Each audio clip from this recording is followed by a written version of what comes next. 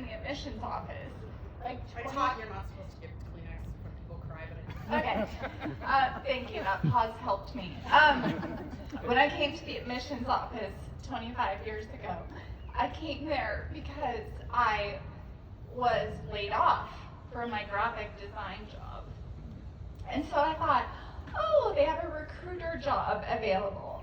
And I loved my experience, so I'm going to do that for a while I look for this graphic design job. And then they put me in charge of Eagle Ambassadors, and oh my gosh, these are the coolest people that these are the coolest students that Eastern has. And a lot of my friendships started there. Lance is an Eagle Ambassador. And I just never left. And then 17 years ago, I reflected on this today, Barb stole me from admissions just when I thought I would leave admissions because I was kind of bored with it. And I thought, what am I doing with my life? I'm going to be in admissions, like recruiting students the rest of my life. So I'm like, oh, I'll go back into marketing. And she gave me the print shop, which was awful. And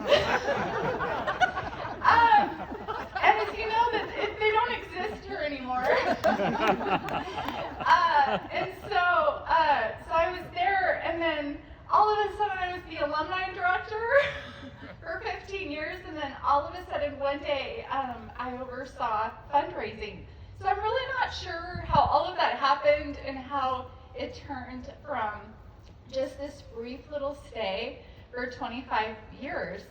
So, but Mitch has told me that I don't need to stay at every job for 25 years. So that's a relief. My fault. But I do want to say that this is an amazing place. It is in my heart. Thank you, Dr. May, for your kind words. I too value our friendship and all the leadership you've shown over the years, and specifically in the last year and a half. It's been amazing.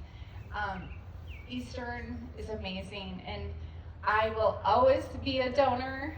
Hold me to that. I will always be front in line to travel to Frisco. And I will always be there for anyone here to carry the Eagle flag. So thank you. I don't even know what else you can say. I have 10 million stories. I'll write a book. But I do have a few things I want to gift. First,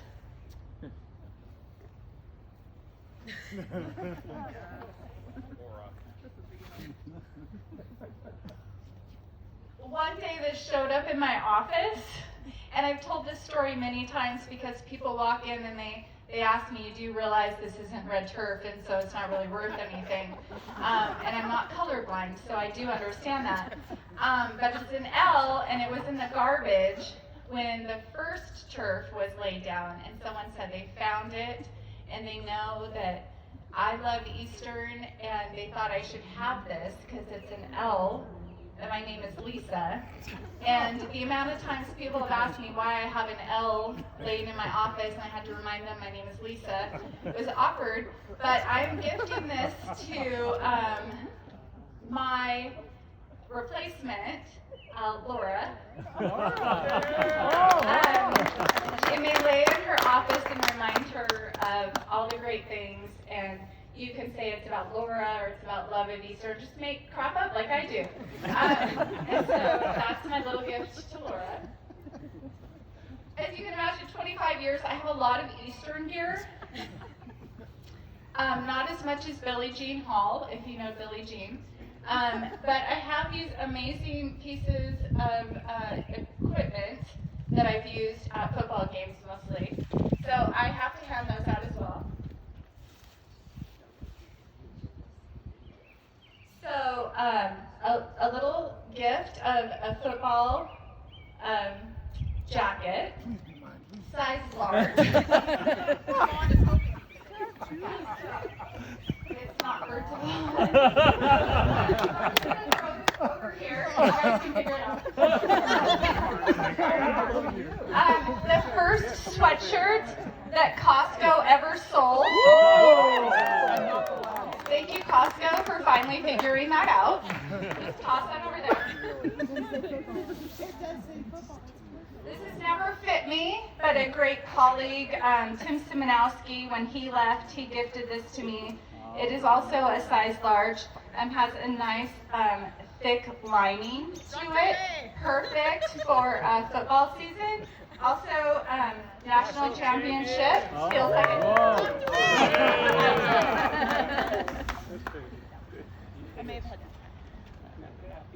I don't know what happened, but I bought 2 of these from the bookstore.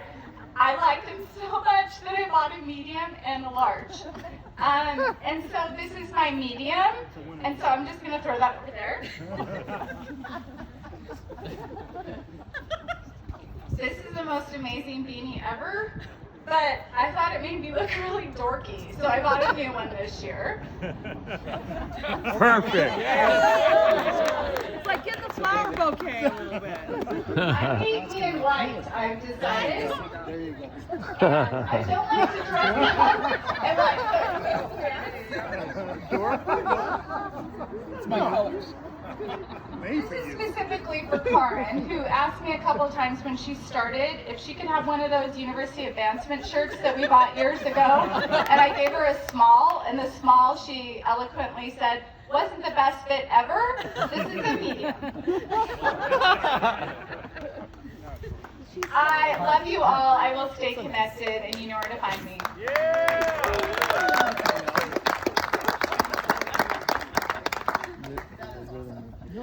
We're going to miss you, Lisa. Thank you, everybody, for being here.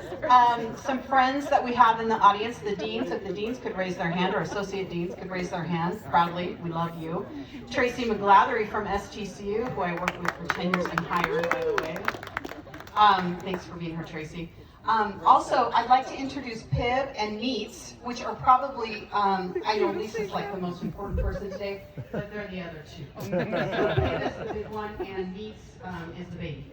So, thanks for coming, guys. That's Vanessa and Chris Ann, Mark Thompson. Chris Ann's the current foundation board chair, and Mark Thompson is the immediate past chair. Who am I missing? Mitch. Mitch is the spousal unit of Lisa Papanosky Lewis. Thanks for being here, Mitch. And everybody else, the team. How many of you were hired by Lisa? Raise your hand. Cool. Very cool. Who has the shortest stint? Yeah, sure. Okay. I drove her away. Well, I can tell you so many stories, but the bar is opening in 1 minute. So the bar is open. We can only serve alcohol at 4 o'clock on state campus, so it's open. There is a pre-function that you all missed. If you'd missed it, it's over in Hargraves, but don't tell anybody, Dr. May. So if I could, so Lisa, I came on board 2 years ago, and Lisa said, oh my God, I can't wait. This is gonna be so exciting. We're gonna complete the first ever comprehensive campaign of $100 million, and I'm gonna be there right with you by your side.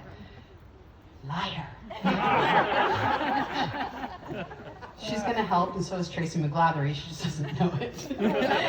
Yeah. If I could have Mitch and Lisa come forward, because I have a very large announcement to make right now.